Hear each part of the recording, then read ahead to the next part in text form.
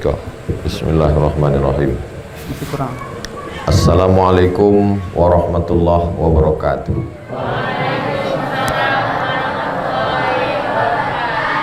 Alhamdulillah wassalatu wassalamu ala rasulillah wa ala alihi wa sahbihi wa man tabi'ahu wa bawala.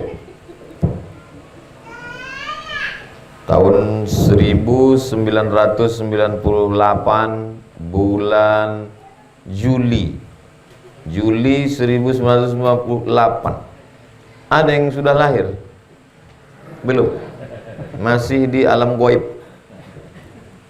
Bulan Juli tahun 1998 diadakanlah pelatihan bahasa Arab di Jakarta. Yang ikut 74 orang. Di antara yang 74 orang itu Ustadz Abdul Somad dan Ustadz Dr. Khilal Sauki. Disitulah kami jumpa, berteman, bersahabat. Jadi Ambo sudah kenal dengan Dr. Khilal Sauki 23 tahun. 23 tahun. Kalau ada yang lahir tahun 98 itu berarti kinilah selesai S1. Lebih dari umur kami pertemanan, persahabatan, bersahabat di dunia, bertetangga di surga, insyaallah. Lalu kemudian 5 September 98 kami pun berangkat ke Kairo, transit dulu di Amman. Nama pesawatnya Royal Jordan Airlines. Keren apa tak keren? Keren. Kami naik pesawat itu sebab itulah tiket yang paling murah. Sampai ke Kairo 5 September 1998. Sesudah itu kami pun kuliah. Naik tahun kedua bulan Juli tahun 1999 Ambo masuk ke asrama. Nama asramanya Hayatul Ighasah Al-Islamiyah di Dake stasiun kereta api. Habis rel, itulah tempat kami tinggal. Ambo tinggal di lantai 3, di lantai 2 itulah asrama Ustadz Asrat Chan. Jadi hari itu kami sedang reuni bertiga saja. Hadir pula bersama kita penulis buku Tentara dalam Al-Quran, Al-Mukarram Ustadz Haji Safrijon Azwar SAG MA. Anda mau tahu isinya, beli di toko buku terdekat. Nah, tolong nanti dipotong, beko ambo masukkan ke Instagram dari Kementerian Agama.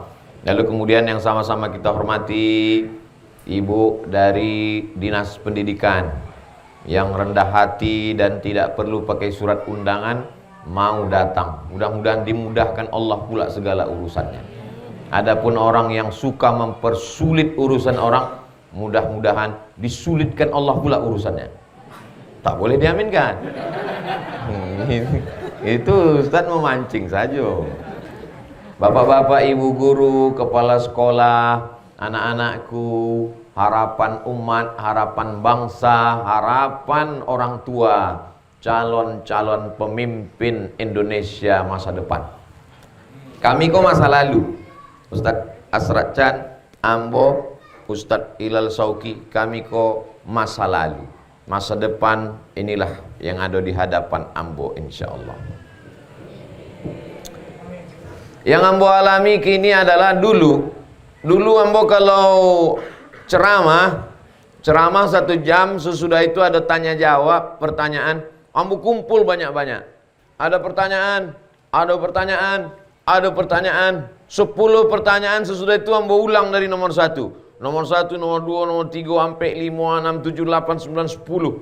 Kini asal ditanya surang, habis itu stop. Lupa.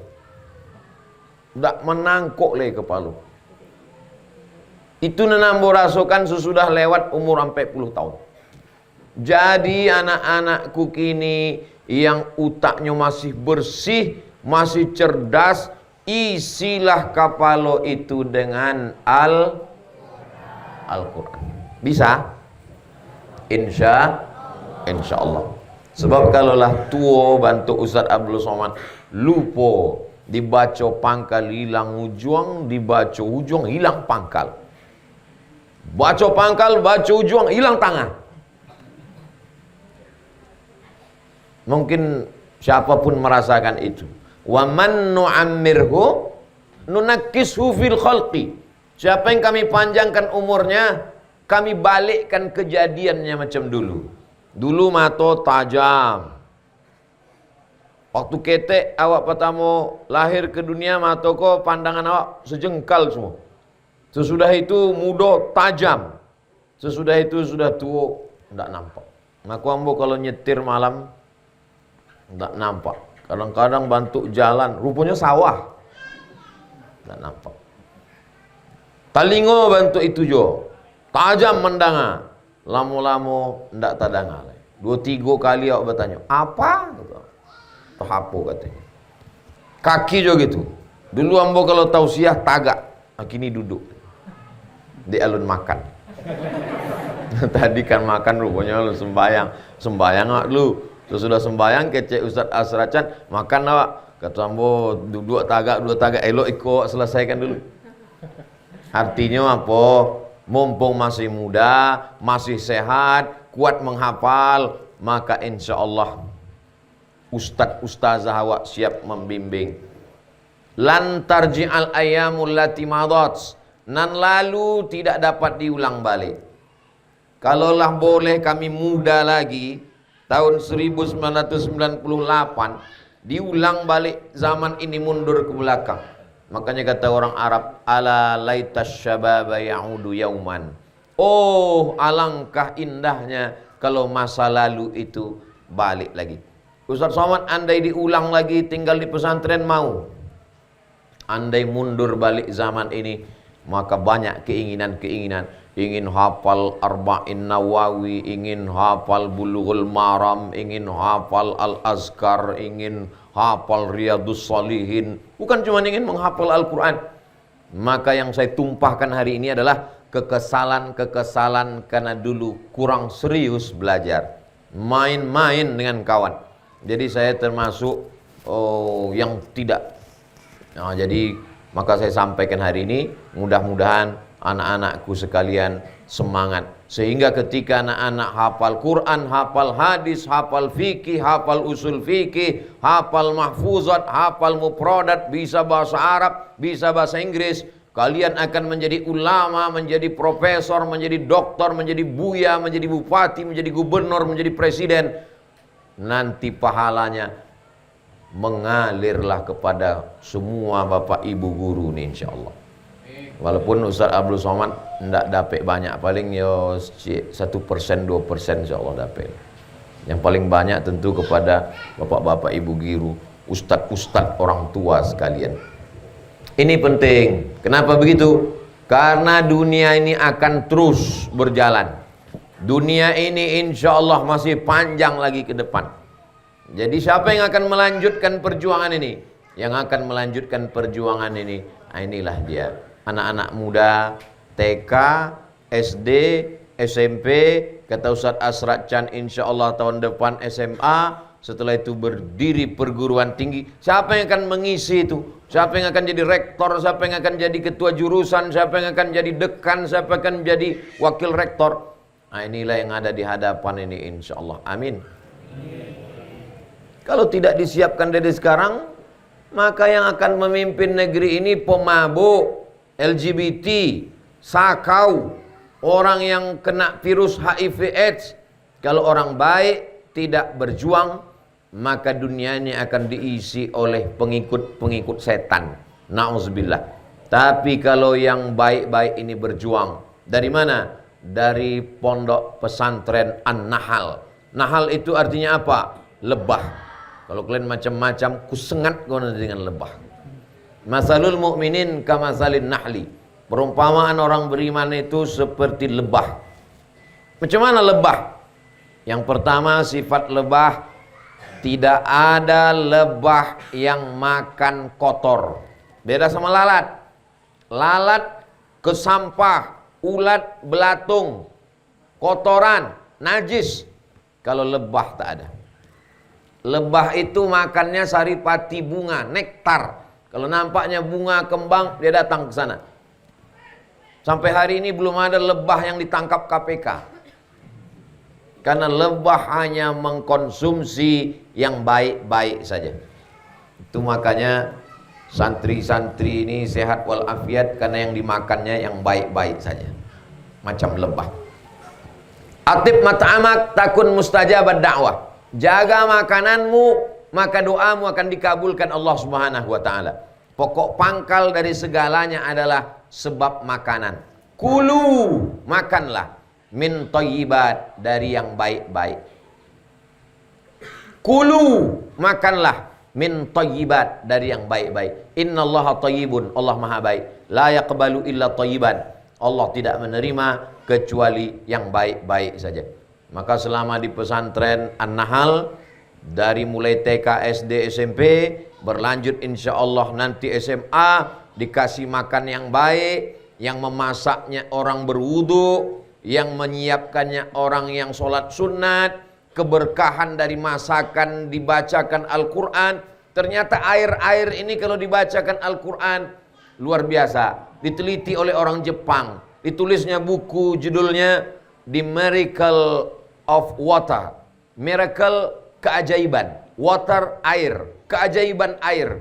Air yang dibacakan Al-Quran menampilkan molekul cahaya yang dilihat dengan mikroskop seperti kristal. Bisa ditulis di Google, www.google.com, The Miracle of Water. Enter, pilih image gambar, nampak molekul-molekul cahaya pada air yang dibacakan ayat-ayat Al-Quran. Jadi beda antara makanan orang di luar sana dengan makanan orang di sini. Karena di sini dibacakan Quran pagi, petang, siang, dan malam. Dan badan kita ini isinya air. Sedikit-dikitnya air di badan kita ini 3 liter. Mana ada air Pak Ustadz? Darah itu adalah air. Darah itu bukan minyak. Makanya orang tidak dianjurkan makan minyak. Karena minyak masuk ke dalam, minyak sawit, minyak kelapa, berubah menjadi kolesterol, penyakit. Maka yang paling bagus adalah makanan yang tidak mengandung minyak, yaitu air. Jadi kalau orang membaca Quran, air di dalam tubuhnya ikut berpengaruh, sehat zahir, sehat batin. Wa idza quri'al Quran, kalau Quran dibacakan, fastami'u, dengar baik-baik, wa ansitu, diam, la'allakum turhamun, dapat rahmat kasih sayang Allah Subhanahu wa taala. Istiqomah di pesantren dari mulai TK, SD, SMP, SMA. Setelah itu kau akan terbang sejauh mata memandang. Hubungi Ustadz Dr. Hilal Sauki, minta dengan Ustadz Asrad Chan, mau ke Mesir silakan, mau ke Maroko silakan, mau ke Australia silakan. Pikirannya boleh Amerika, boleh Prancis, boleh McGill Kanada, boleh Harvard Inggris, tapi hatinya tetap la ilaha illallah Muhammadur Rasulullah sallallahu alaihi wasallam. Dulu kami kalau mau ikut tes susah. Tanya Ustaz Hilal, tanya Ustaz Asrad Chan. Mau ikut tes informasinya hanya dimiliki sebagian orang saja. Sekarang alhamdulillah, tinggal ketik saja di Google. Informasi beasiswa ke Timur Tengah, ke Eropa, ke Amerika, enter, langsung dapat. Yang penting ada bekal bahasa Arab, bahasa Inggris. Bahasa Inggris ikut tes TOEFL. TOEFL, Test of English Foreign Language, sebagai bahasa kedua. Bahasa pertama bahasa Indonesia, bahasa pertama bahasa Minangkabau, bahasa pertama bahasa ibu. Bahasa selanjutnya adalah bahasa Arab, bahasa Inggris. Silakan. Saya tidak memaksa anak-anakku sekalian harus ikut kami, harus sekolah ke Mesir, enggak. Saya tidak paksa kamu harus ke Mesir, enggak. Yang mau sekolah ke Mesir silakan. Saya tak mau ke Mesir Pak Ustadz, saya mau jadi dokter, silakan masuk fakultas kedokteran. Saya mau jadi pengacara Pak Ustadz, silakan masuk fakultas hukum UI, UGM, UII. Saya mau jadi arsitek, silakan masuk ITB. Saya mau mengembangkan pertanian di Sumatera Barat. Silakan masuk IPB, Institut Pertanian Bogor. Terserah bakatnya masing-masing. Tak bisa kita paksa orang jadi ustadz. Ada orang tak sanggup menghadapi orang banyak. Asal nampaknya orang banyak menggigil, berkeringat dingin, kumat darah tinggi, mati. Tak bisa kita paksa. Dia hobinya berdua saja dengan komputer. Dia mau jadi programmer. Silakan. Tapi yang dia program adalah program mencari hadis melalui aplikasi. Dia buat program, diam saja berdua dengan laptop. Tapi hasilnya adalah bagaimana cara membuat perpustakaan digital. Sehingga orang tak perlu lagi ke perpustakaan mencari buku berdebu-debu. Bukunya tak dapat, keluar dari situ TBC, sakit sesak napas. Jadi silakan anakku, bakatnya masing-masing. Anak saya nih Pak Ustadz kemana-mana bawa martil saja. Berarti dia mau jadi hakim konstitusi. Tak lulus jadi hakim, jadi tukang. Anak saya ini kemana-mana bawa jarum suntik. Berarti dia mau jadi dokter spesialis.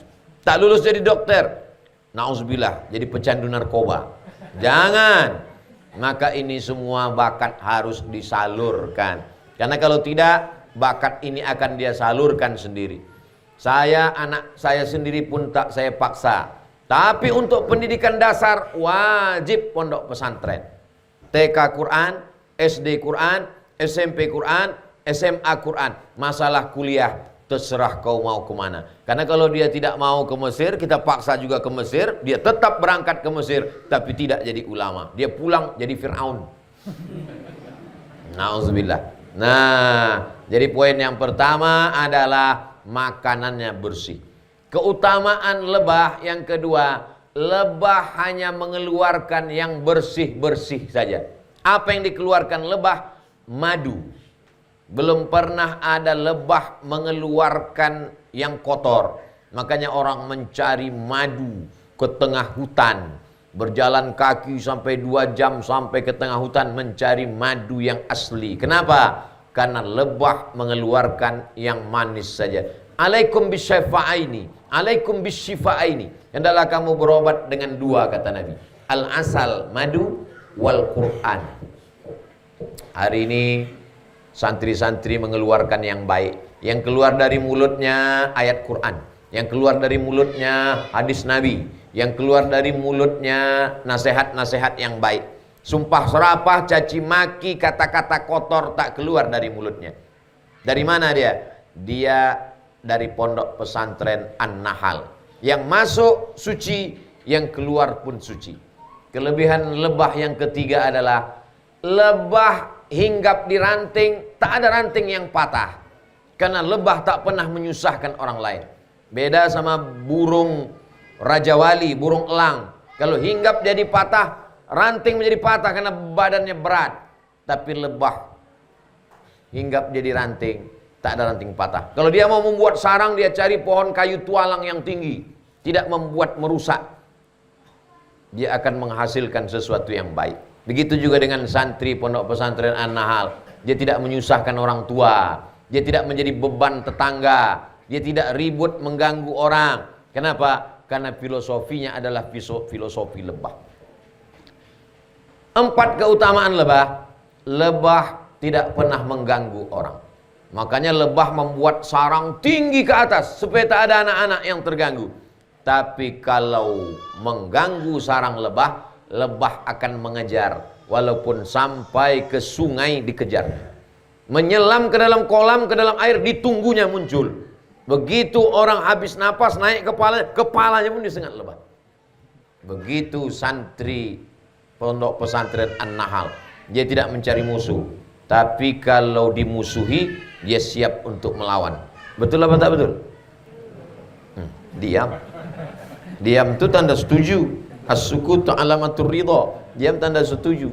Oleh sebab itu maka filosofi lebah ini dijadikan sebagai nama. Kalau ada orang mengatakan apalah arti sebuah nama, itu ungkapan bukan orang yang percaya pada Allah. Itu ucapan Shakespeare dari Inggris. Apa kata dia? What is in a name? Apalah arti sebuah nama?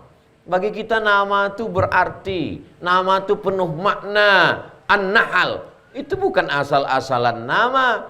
Di situ ada makna yang terkandung. Jadi nanti anak-anakku kalau ditanya orang, kamu dari pesantren mana? An-Nahal. Apa itu An-Nahal? Entah. Oh tak bisa, harus kalian jelaskan.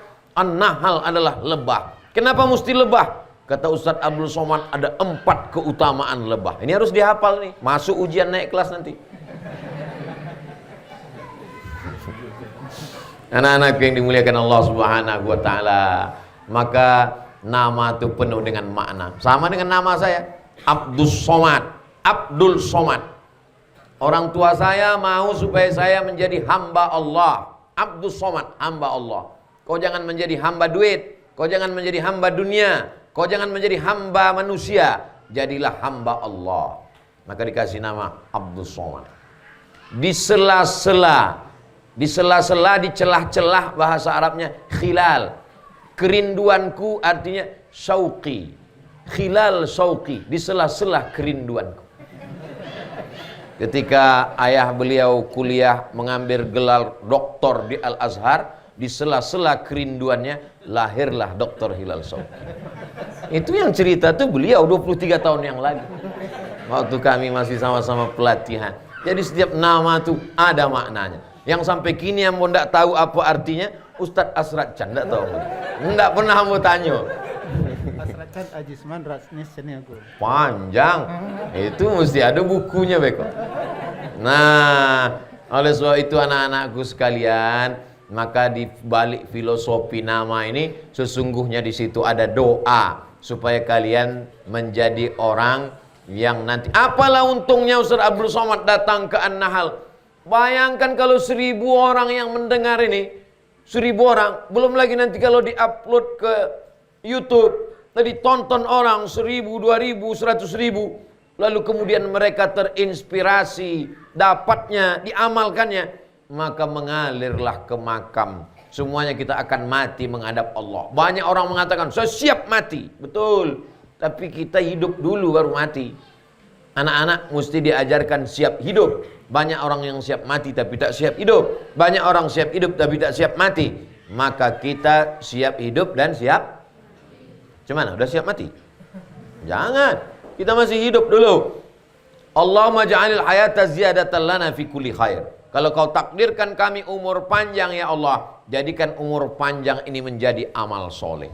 Tapi kalau kau takdirkan kami mesti mati, biarlah kematian ini membuat kami berhenti dari buat dosa. Kalau kau takdirkan kami hidup besok pagi ya Allah, besok pagi hidup kami hari Jumat menjadi amal soleh. Amin. Tapi kalau kau takdirkan kami mati malam ini ya Allah, jadikanlah kematian kami malam ini membuat kami berhenti dari perbuatan dosa. Begitu doa orang beriman. Kalau dia mati, dosanya putus. Kalau umurnya panjang, amalnya banyak. Saya menengok anak-anak santri ini, mengingat waktu kami masih di pesantren dulu. Ambo masuk pesantren tahun 1993. Tapi beda kami dulu. Mungkin karena makanan juga mungkin. Kami dulu kalau ustadz ceramah, sadonya terlalu. Tapi di An-Nahal tagak saja. Luar biasa. Banyak dulu kawan-kawan ambo kalau sholat di masjid, di pesantren, sujud pertama sekaligus sujud terakhir.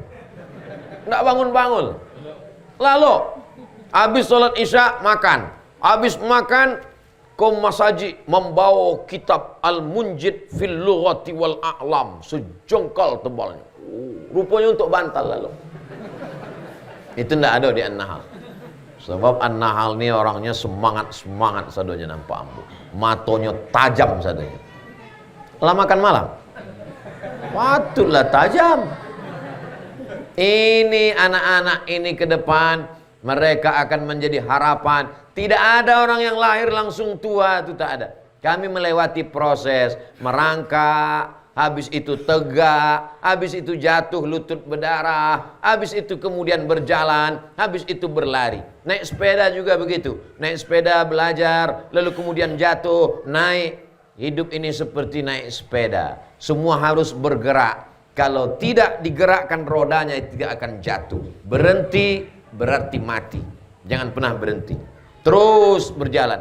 Ustaz Abdul Somad dari mana tadi? Dari Pariaman. Sebelum dari Pariaman dari mana? Dari Padang. Habis itu kemana? Habis itu tadi ke Padang Panjang. Setelah itu kemana? Singgah sebentar ke An-Nahal. Habis ini kemana? Ke Pekanbaru. Habis itu kemana? Tak ingat lagi entah kemana. Selama hayat di kandung badan, masih dititipkan Allah ruh bersemayam dalam jasad, terus beraktivitas, jangan berhenti. Fa idza faraghta fansab wa ila rabbika farghab. Fa idza faraghta, kalau kau selesai dari satu aktivitas, fansab, cari aktivitas yang lain. Ngapal Quran sudah, ngapal hadis sudah, ngapal mahfuzat, kata-kata hikmah bahasa Arab, menghafal kosakata mufradat, pagi mufradat, siang mufradat, malam mufradat. Kami dulu, zaman sekarang anak-anak pesantren enak. Anak pesantren zaman sekarang dilindungi oleh Komisi Perlindungan Anak, KPAI. Zaman kami dulu tak ada Komisi Perlindungan Anak. Zaman sekarang kalau disentil telinga anak ini, mengadu dia, bisa ditangkap polisi sama komisi. Kami dulu ditempeleng berdarah-darah. Balik ke rumah mengadu, "Ma, aku kena tempeleng, mau kau ku tambah?" Zaman dulu kalau habis sholat maghrib, detak jantung tak normal. Kenapa? Ketakutan pengumuman oleh Qismul Lughah, bagian bahasa Arab. Al-asma al-madhkurah fi hadhil waraqah falyahdur ila qismil lughatil arabiyah. Nama-nama yang tertulis di kertas ini silakan datang ke mahkamah bahasa. Batang sapu sudah siap. Bukan pakai rotan, pakai batang sapu. Pernah Ustadz kena? Oh, entah berapa kali kena. Dendam Ustadz dengan Ustadz yang memukul, dengan anak kelas 6 senior yang memukul. Saya tak dendam, cuman ingat aja. Ingat apa?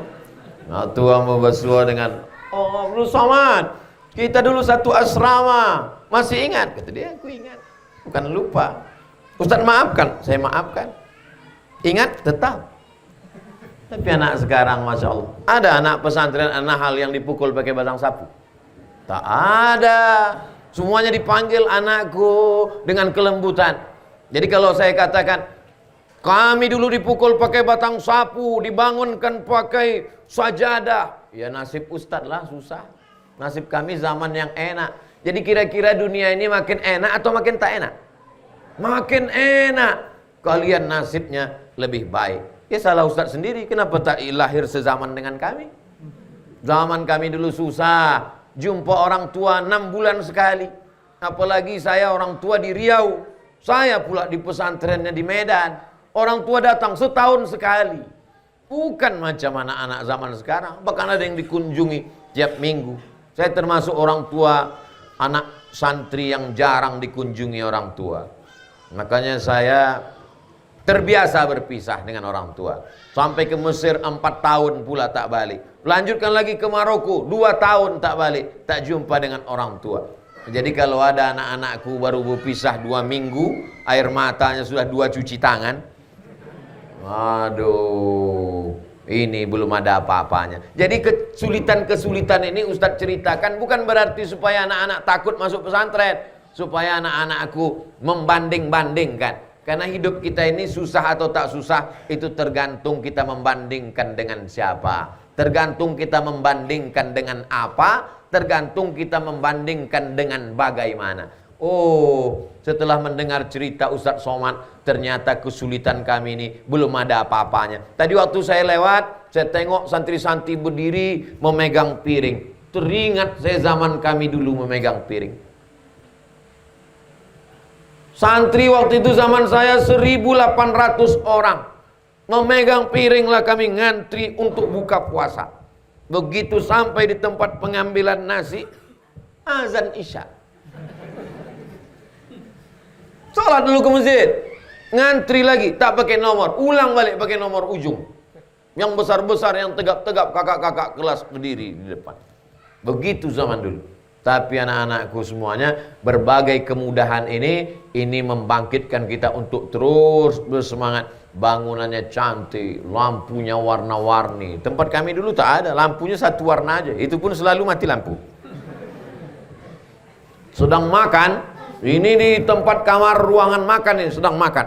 Begitu makan, sedang makan, mati lampu. Tak semua kawan itu baik. Ada juga yang jahat. Begitu mati lampu, dilemparkannya kepala ikan asin itu ke depan. Satu yang kena lempar, dilawan semua. Perang di dalam tuh. Antara pasukan Taliban dengan Amerika. Pum, pam. Pas perang, hidup lampu. Habis satu ruangan tuh kena tempeleng semuanya. Ustaz Somad kena? Enggak. Saya termasuk yang baik. Saya muji diri saya sendiri. Jadi anak-anakku yang dimuliakan Allah Subhanahu wa taala, boleh dulu permisi Pak Ustadz? Boleh. Permisi dengan satpam. Keliling pagar besi, pakai kawat duri di atas, 2 meter tingginya, 3 meter, menengok pagar ke atas. Kalau mau keluar permisi dengan satpam security. Pak Satpam security, boleh kami izin keluar? Mana surat?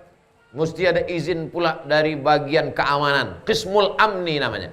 Bagian keamanan. Nanti dilaporkan ke Satpam baru boleh. Ini santri diizinkan keluar jam 2 pada hari libur hari Ahad. Mesti balik jam 4. Kalau terlambat jam 4, hukumnya macam-macam. Bisa berdiri, bisa dipukul pakai rotan, bisa ditempeleng, hukuman tertinggi gundul. Ada kawan tuh yang selama di pesantren rambutnya tak tumbuh-tumbuh. Salah sikit gundul, salah sikit gundul. Setahun tak panjang-panjang. Tapi alhamdulillah, itu adalah proses pembentukan diri. Ini semua Ustadz Somad ceritakan bukan menakut-nakuti anak di pesantren. Karena pesantren zaman sekarang tidaklah seperti zaman kami dulu. Saya ini tidak termasuk anak yang baik, anak papa, anak mama yang lembut, yang sopan, yang santun, yang baik. Saya ini termasuk yang ya agak-agak kurang baik sedikit. Mungkin kalau tidak dipukul pakai batang sapu dulu sudah jadi hantu saya sekarang. Tapi karena pendidikan, berterima kasih saya dengan guru-guru saya dulu. Berterima kasih dengan abang-abang kelas 5 mudaber, kelas 6 ustadz. Tamat mereka praktek, sore mereka kuliah, pagi mereka mengajar. Jadi dulu zaman saya begitu. Mereka itu kuliah, paginya mengajar, sorenya kuliah. Jadi tadi kalau Ustaz Asrad Chan mengatakan nanti dibuka SMA, setelah itu ada perguruan tinggi, yang tamat itu nanti kuliah dia pagi, sorenya dia mengajar, atau sorenya dia mengajar, paginya dia kuliah, maka itu semua adalah ada proses pendidikan. Sama seperti tanam-tanaman yang kecil. Tanam tanaman yang kecil, buah lengkeng, buah duku, buah durian, tanaman pokoknya mesti tinggal di dalam pot. Tidak bisa langsung ditanam, mati dia. Disimpan dulu di dalam pot. Kenapa? Karena akan ada yang mengganggu batangnya, akarnya, daunnya, pucuknya.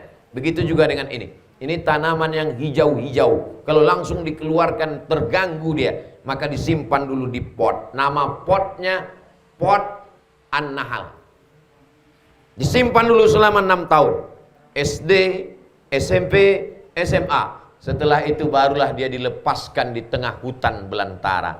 Insya Allah kalau sudah tahan di pot, akarnya akar tunggal, batangnya sudah kokoh kuat, maka dimanapun diletakkan dia akan tetap bisa bermanfaat buat orang banyak. Insya Allah anak-anakku tamat dari SMA An-Nahal nanti, kemanapun kalian pergi, bermanfaat, tidak menyusahkan orang tua, tak menyusahkan polisi, tak menyusahkan negara, tapi justru mendatangkan keuntungan insya Allah. Amin. Ini untuk santri-santrinya. Adapun untuk para bapak ibu guru, saya ini guru. Guru mengaji alif bata pernah. Guru di pondok pesantren pernah. Guru mengajar di kampus pernah. Guru mengajar di universitas pernah. Jadi guru online sudah beberapa semester. Guru di masyarakat, di tanah lapang, ceramah, tablik akbar ke kantor-kantor. Guru. Menjadi guru itu kebahagiaannya adalah ketika menengok anak-anak murid berhasil. Suatu ketika saya diundang ke salah satu pulau. Nama pulaunya tak usah disebutkan, menjaga kode etik jurnalistik. Sampai di pulau itu, dalam acara pelatihan imam dan khotib di pulau. Tiba-tiba ada salah satu anak muda menengok saya terus. Saya tengok dia, ditengoknya saya. Saya tengok dia, ditengoknya saya. Lama-lama saya takut, jangan-jangan anak ini homo. Kenapa dia nengok saya terus dari tadi? Habis acara pelatihan, didekatinya saya. Siapa ini? Ustadz masih ingat dengan saya? Tidak. Karena banyak betul. Satu semester mengajar 10 kelas. 2 semester 20 kelas. 1 kelas 30 orang. Berarti 1 tahun mengajar 600 orang. Tak ingat lagi entah siapa-siapa. Belum lagi ceramah, belum lagi masjid, belum lagi kantor, belum lagi surau, belum lagi tanah lapang. Saya mahasiswa Pak Ustadz dulu. Oh, terus mengapa di sini? Saya sudah selesai S1 dan saya lulus PNS, saya ditugaskan di sini Pak Ustadz. Barulah saya rasakan kebahagiaan. Begitu rupanya senangnya jadi guru, menengok anak-anak kita berhasil. Walaupun saya mungkin tak sempat menikmati anak-anakku berhasil. Satu di antara kalian ini mungkin nanti jadi gubernur Sumatera Barat. Tapi waktu itu saya sudah almarhum. Mungkin saya datang ke Sumatera Barat, kalian masih kuliah S1. Saya ceramah di Sumatera Barat, kalian masih lagi CPNS. Ketika saya mati, barulah kalian jadi gubernur. Tak sempat saya bertamu ke kantor kalian. Tak sempat saya ceramah. Tapi begitu kalian membangun pesantren, membuat rumah Quran, membantu fakir miskin anak yatim, maka setetes dua tetes mengalir juga ke makam Abdul Somad. Walaupun Abdul Somad tak pernah mengajar. Ketika ditanya malaikat, pernah kau mengajar gubernur ini Abdul Somad? Tak pernah ya Allah. Tapi ceramah pernah sekali diajak Ustaz Chan. Maka kau dapat setetes, kata Allah SWT. Kebahagiaan menjadi guru. Orang tua tidak bisa membayar guru. Uang sekolah yang ditransfer orang tua. Ini banyak orang tua sekarang komplain. Apa sekolah zaman sekarang? Sekolahnya online, tapi bayar uang sekolahnya offline. Sekolah bukan laundry, tempat mencuci. Dianggapnya anaknya nakal, anaknya jahat, anaknya buat maksiat, dimasukkan pesantren, keluar bersih. Guru bukan tukang kerja laundry. Mendidik anak ini tanggung jawab ayah, tanggung jawab bapak, tanggung jawab ibu. Tapi karena bapak ibunya tak sanggup mendidik, maka diserahkanlah ke guru. Aslinya bapak ibu ayah kalian, amak kalian mencium tangan bapak ibu guru. Tapi karena mereka tak mengerti, setelah diserahkannya ke pesantren, masa libur ditanyanya pula, mana guru yang paling galak, mana guru yang paling garang. Mestinya guru itu dihormati dan dimuliakan, karena kita tidak bisa membayar. Saya ketika menengok anak saya suruh membaca Amma Yatasa'alun. Coba baca surat Amma Yatasa'alun Anin Naba'il Azim Alladhi hum fihi mukhtalifun Kalla saya'lamun Thumma kalla saya'lamun Alam naja'alil arda mihada. Sampai akhirnya menetes air mata. Oh, ternyata guru kau lebih berhasil daripada aku, nak. Guru-guru itu bisa mendidik anak-anak kita luar biasa. Saya terus terang kalau disuruh mendidik anak-anak TK saya tak sanggup. Pernah saya diundang di Pekanbaru. Ustadz Abdul Somad bisa ceramah ke sekolah kami? Bisa, saya bilang. Begitu saya sampai, rupanya yang mau diceramahi anak TK. Berikut ini mari kita dengarkan tausiah yang akan disampaikan oleh Al-Mukarram Ustadz Abdul Somad. Satu pun tak ada anak TK itu yang peduli. Ceramah saya 5 menit, mereka berceramah pula sama kawan-kawan di bawah. Wah, ini habislah sekali ini. Hampir mati akal saya. Lalu muncul ide saya memanggil ibu kepala TK. Walau ini harimau ini mengamuk, pawangnya mesti dipanggil. Ibu kepala TK, kecil aja ibu tuh. Panggil, anak-anak bisa diam semua, diam semuanya. Di situ saya disadarkan, Abdul Somad, kau boleh tablik akbar di tanah lapang, kau boleh tablik akbar di lapangan sepak bola, kau bisa ceramah di TV, tapi mendiamkan anak-anak kecil ini kau belum tentu mampu. Itu buktinya anak-anak kecil itu tak ada yang peduli. Ceramahlah kau situ Abdul Somad, kata dia. Artinya apa? Tidak selamanya pisau silet itu tajam. Buktinya pisau silet tidak bisa memotong batang kelapa. Tidak selamanya kampak itu tumpul. Dan tidak selamanya kampak itu tajam. Buktinya kampak tak bisa mencukur kumis. Pernah ada menengok orang mencukur kumis sebagai kampak? Semuanya ada bidangnya masing-masing. Kampak bisa memotong batang kayu durian. Pisau silet bisa memotong kumis dan jenggot. Semua ada bidangnya masing-masing. Itu tak ada dalam hadis Nabi, dapat saya dari Instagram. Saudara yang dimuliakan Allah Subhanahu wa taala. Jadi Bapak Ibu guru, kebahagiaan kita sebagai guru adalah ketika melihat mereka nanti berhasil dan enaknya jadi guru. Yastaghfir lahu man fis samawati wal ard.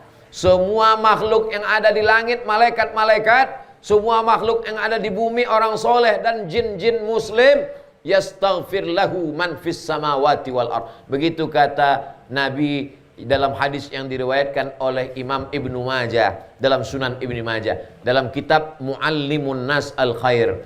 Yastaghfir lahu man fis samawati wal ard. Makhluk yang ada di langit, malaikat-malaikat, wal ard, makhluk yang ada di bumi, orang soleh dan jin-jin Islam, yastaghfir lahu, memintakan ampun untuk guru-guru yang ada di pesantren. Hattal hutu fil bahri, ikan yang ada dalam lautan, ikan yang ada dalam kolam, ikan yang ada dalam akuarium. Akuarium itu punya orang kaya. Ikannya ikan arwana, harganya 10 juta. Makanannya ulat Jerman. Tapi yang dimintakannya ampun bukan orang kaya yang punya akuarium, tapi guru pesantren An-Nahl. Ikan mas koki yang begini-gini mulutnya. Apa kata ikan mas koki itu dalam akuarium? Astagfirullah, astagfirullah, astagfirullah. Ampunkan dosa guru-guru yang mengajarkan kebaikan. Bukan kata Abdul Somad dalam hadis Nabi. Yastaghfir lahu man fis samawati wal ard hatta al-hutu fil bahri. Ikan-ikan dalam lautan. Wan namlatu fi juhriha. Semut-semut, serangga-serangga yang ada dalam pokok kayu memintakan ampunan untuk guru-guru. Jadi menjadi guru itu adalah kehormatan. Cita-cita saya menjadi guru sampai mati. Saya pergi ke rumah seorang profesor doktor di Yogyakarta. Sampai saya ke rumahnya, halaman rumahnya luas. Saya tengok di halaman rumah itu ada TK. Ada TK. Disitulah saya terpikir untuk membuat TK dan sekolah. Karena di hari tua saya tidak mau duduk menonton TV, sinetron, kumat darah tinggi mati. Saya mau di hari tua tetap mengajar mengaji. Saya mau di hari tua guru tak pernah ada pensiunnya. Mungkin sebagai PNS dia sudah pensiun berhenti. Tapi dia tetap mengajar. Mengajar alif bata, mengajar menjadi imam, mengajar hafalan Al-Quran, mengajar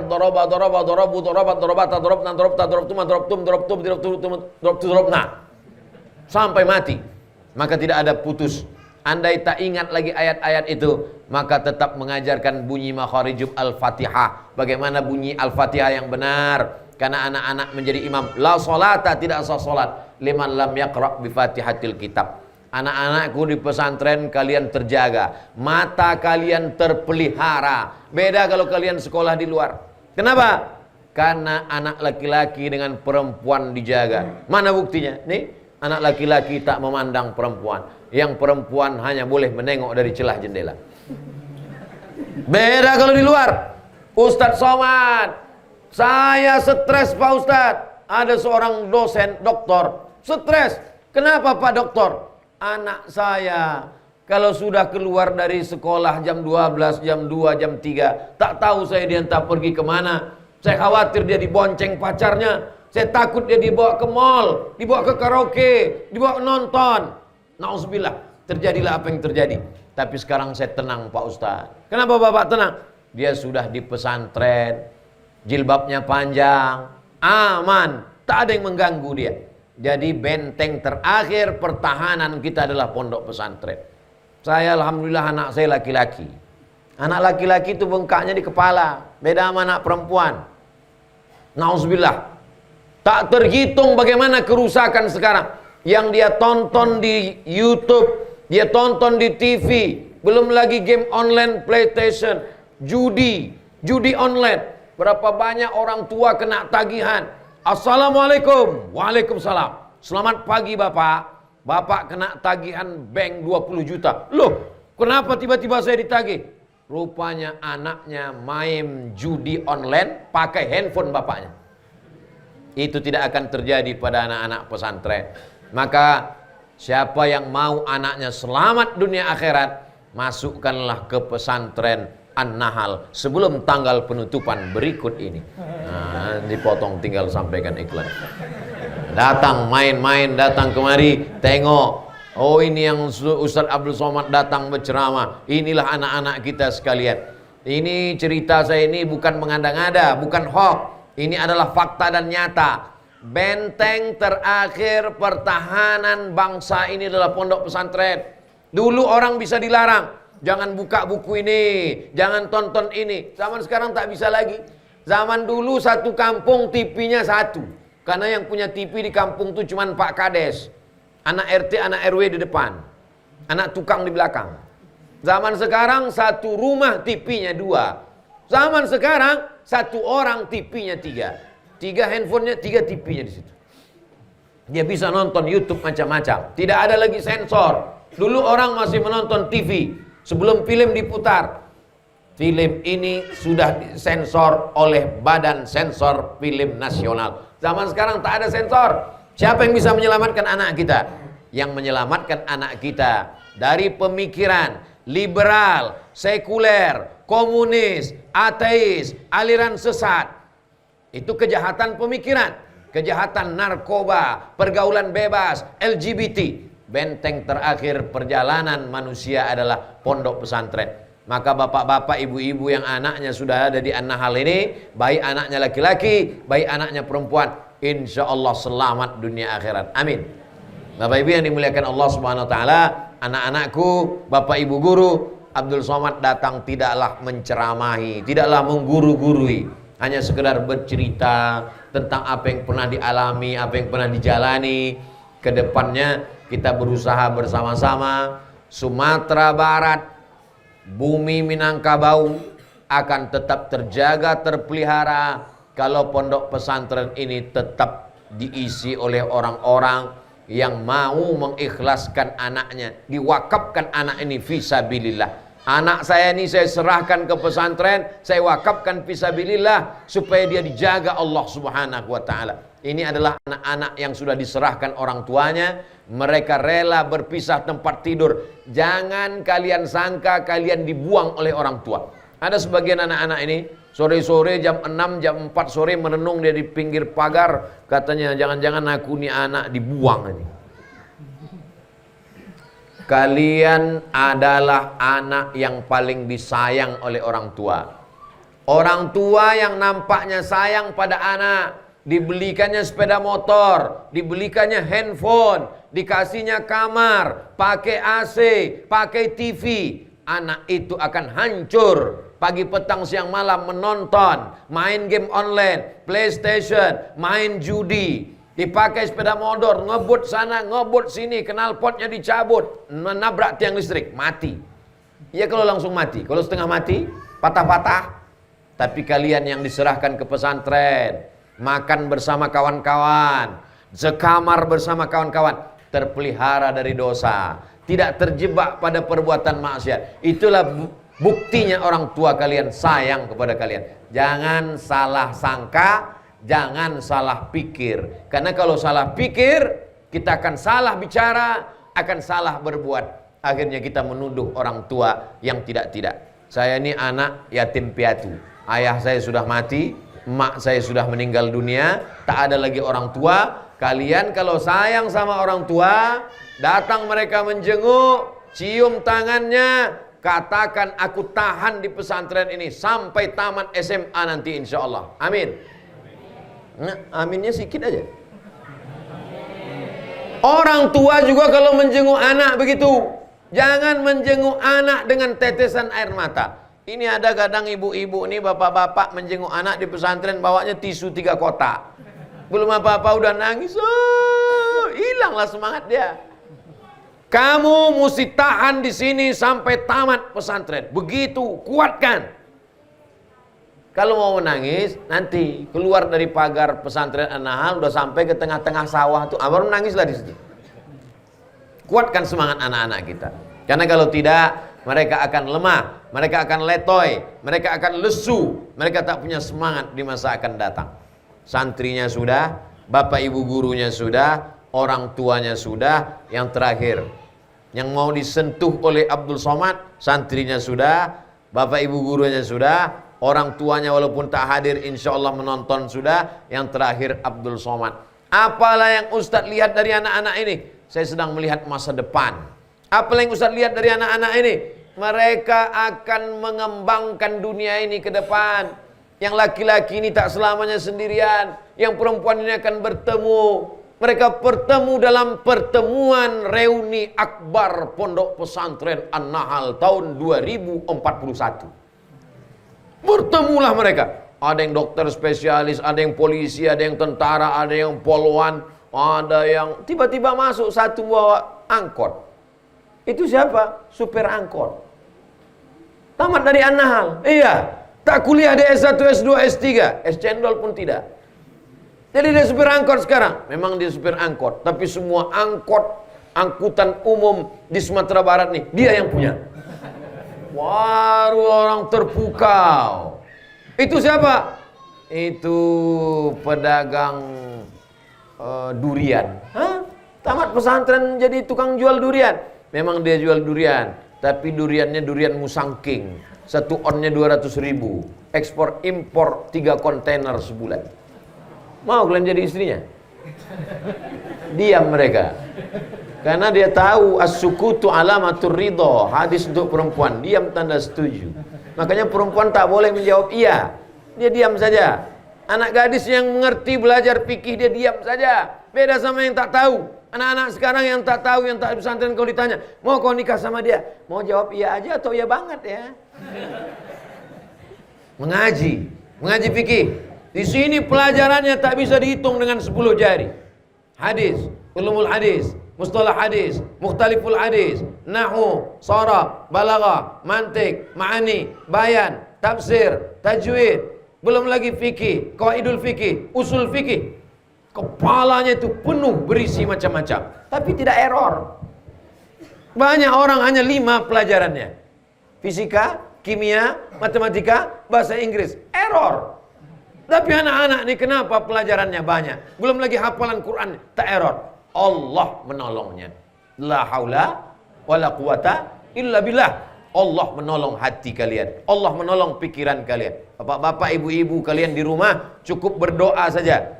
Kirim uang sekolah anak-anak, kasih mereka makanan halal. Bapak ibu jangan kirimkan duit haram. Jangan kirimkan duit riba. Jangan kirimkan duit hasil korupsi. Setengah mati guru mau mengajar, tak masuk ke kepala anak. Bukan kenakalan anak. Kenakalan siapa? Kenakalan orang tua karena mengasih makan duit haram kepada anak-anaknya. Bukan salah gurunya, bukan salah anaknya, tapi salah orang tua. Nasiyatin kadzibatin khati'ah. Nasiyatin ubun-ubun. Nih nasiyatin ubun-ubun. Kenapa disebut nasiyatin kadzibatin, tukang bohong? Karena ubun-ubun otak bagian depan.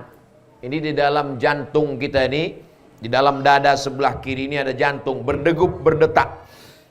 Jantung inilah yang menyemprotkan darah naik ke otak, oksigen dibawa oleh darah naik ke otak.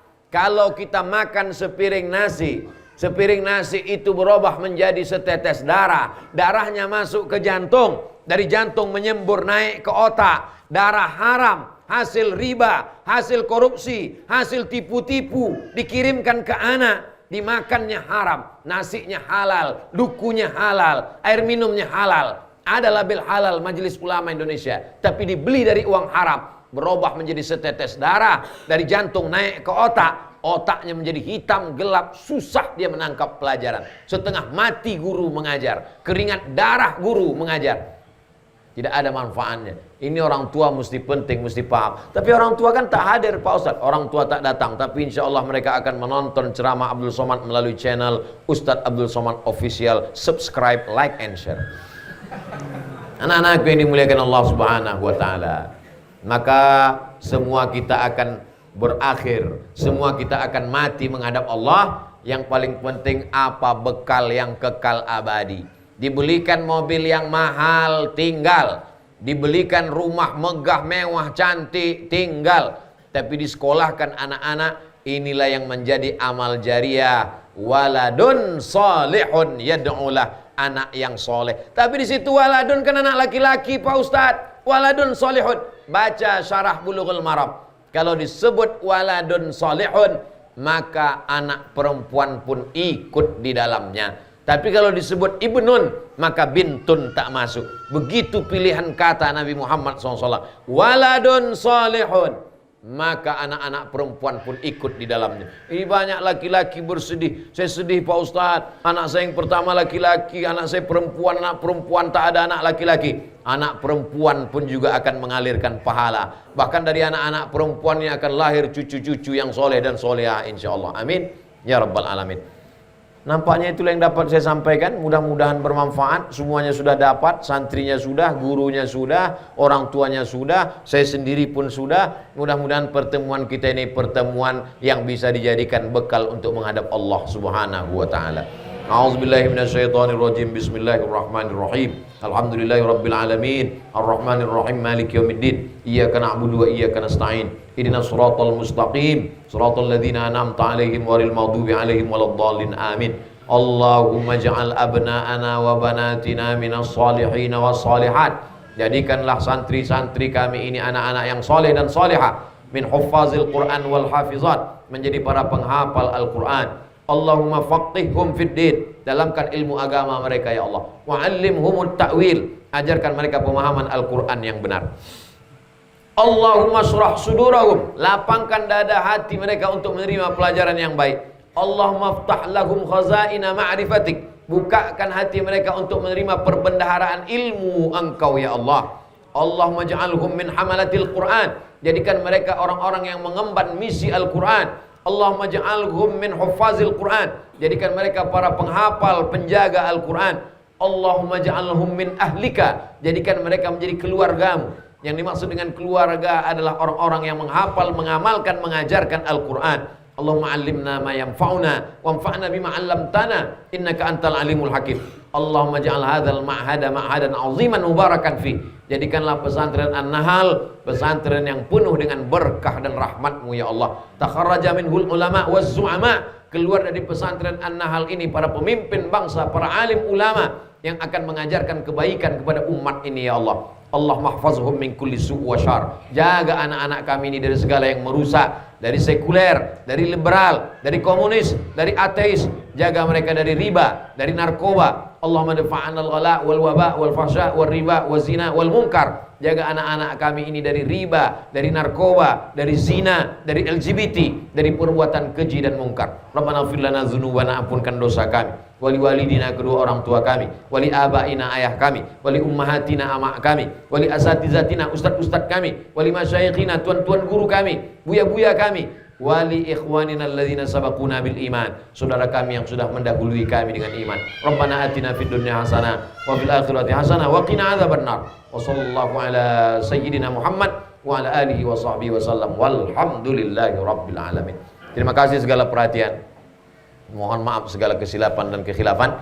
Banyak kata-kata saya tidak berkenan di hati, menyinggung perasaan. Saya Al-Fakir Abdul Somad mohon maaf kepada para asatiz, kepada para guru, bapak-bapak, ibu-ibu, hadirin sekalian. Wassalamualaikum warahmatullahi wabarakatuh.